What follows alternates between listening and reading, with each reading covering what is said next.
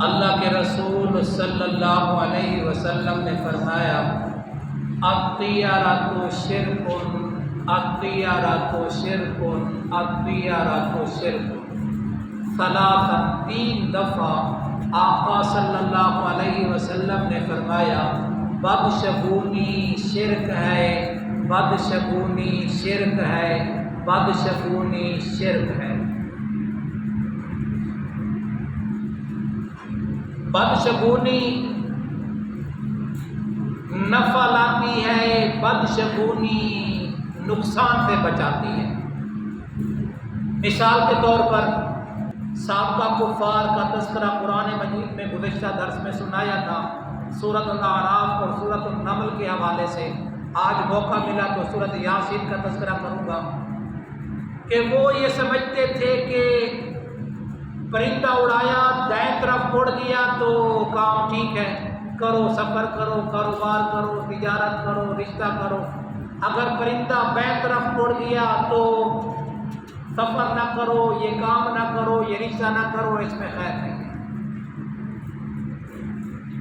کالا کتا گزر گیا تو اس میں خیر نہیں ہے، کالی بلے نے راستہ کاٹ لیا تو اب مصیبت ہے، کوا نظر آ گیا، الو آ گیا تو اب ویرانی، بربادی اور نقصان ہی نقصان ہے۔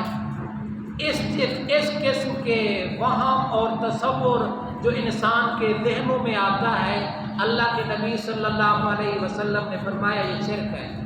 بڑی عجیب بات، آگے بھی اگر آپ توجہ کریں گے تو بات اور آسان ہوگی۔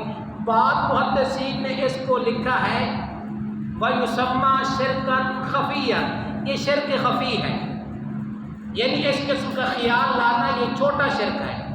لیکن آگے محدثین پھر لکھتے ہیں اَيْ شِرْكًا جَلِيًّا، یہ شرک بڑا شرک ہے، کیونکہ جب اس نے یہ تصور بٹھایا اور عقیدہ بنا لیا تو یہ شرک چھوٹا نہ رہا بلکہ بہت بڑا شرک ہو گیا، یہ بڑا شرک ہو گیا۔ کوئی منہینہ منحوس نہیں، کوئی دن منحوس نہیں، ایسی کوئی بات نہیں ہے۔ یہ خیر کا فیصلہ اللہ تعالیٰ کی طرف سے، یہ سارا معاملہ اللہ تعالیٰ کی طرف سے۔ پھر یہ ابو داؤد کی حدیث ہے، امام بخاری نے بھی یہ باب باندھا ہے، اسی حدیث کے عنوان سے باب باندھا ہے۔ اور آگے کیا فرمایا؟ آگے اس کا علاج آ رہا ہے، توجہ کی ضرورت ہے جو حضرات تشریف فرمائیں، اللہ تعالیٰ آپ کو جزائے خیر نصیب فرمائیں۔ وَمَا مِنَّا إِلَّا وَلَٰكِنَّ اللَّهَ يُذْهِبُهُ بِالتَّوَكُّلِ، آقا صلی اللہ علیہ وسلم نے فرمایا ہم میں سے ہر ایک میں کوئی نہ کوئی وہم، کوئی نہ کوئی خیال آ جاتا ہے، لیکن اللہ توکل کرنے والے پر، توکل پر بھروسہ کرنے والوں سے یہ وہم اور تصورات کو ذیل کر دیتا ہے۔ اب کیا ساری ان قسم کے جو ہم سن رہے ہیں، سن کے ہمارے دل میں یہ چیزیں راسخ ہونے والی ہیں؟ اس کا علاج میرے آقا صلی اللہ علیہ وسلم نے کیا فرمایا؟ اللہ تبارک و تعالیٰ کی ذات پر بھروسہ کرو۔ قرآن کہتا ہے وَمَن يَتَوَكَّلْ عَلَى اللَّهِ فَهُوَ حَسْبُهُ، جس نے اللہ کی ذات پر بھروسہ کیا، اللہ تعالیٰ کی ذات پر بھروسہ کیا، اللہ تعالیٰ کہتا ہے میں اس کے لیے کافی ہوں۔ إِنَّ اللَّهَ بَالِغُ أَمْرِهِ، اللہ تبارک و تعالیٰ جو چاہتا ہے وہ کر دیتا ہے۔ يَفْعَلُ اللَّهُ مَا يَشَاءُ، جو چاہتا کرتا ہے، مَا شَاءَ اللَّهُ كَانَ، جو ارادہ کرتا ہے ہوتا ہے، وَمَا لَمْ يَشَاء لَمْ يَكُنْ، جو نہیں چاہتا وہ نہیں ہوتا۔ سورۃ یوسف میں یعقوب علیہ السلام اپنے بیٹوں کو بات کرتے کرتے فرمایا ان الحکم الا للہ، حکم اللہ کا چلتا ہے، فیصلہ اللہ کا چلتا ہے۔ تو فرمایا ان چیزوں کو ظاہر کرنے والے اس قسم کے جب ہم دائیں بائیں آگے پیچھے باتیں سنتے ہیں تو ہم کیا کہیں؟ ہمارا رب ہی کافی ہے، حسبنا اللہ ونعم الوکیل۔ کیا مطلب؟ ہمیں کون کافی ہے؟ اللہ کافی ہے۔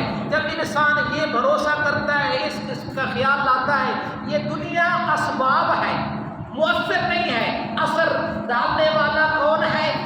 مسبب الاسباب کون ہے؟ مسبب الاسباب کون ہے؟ اللہ۔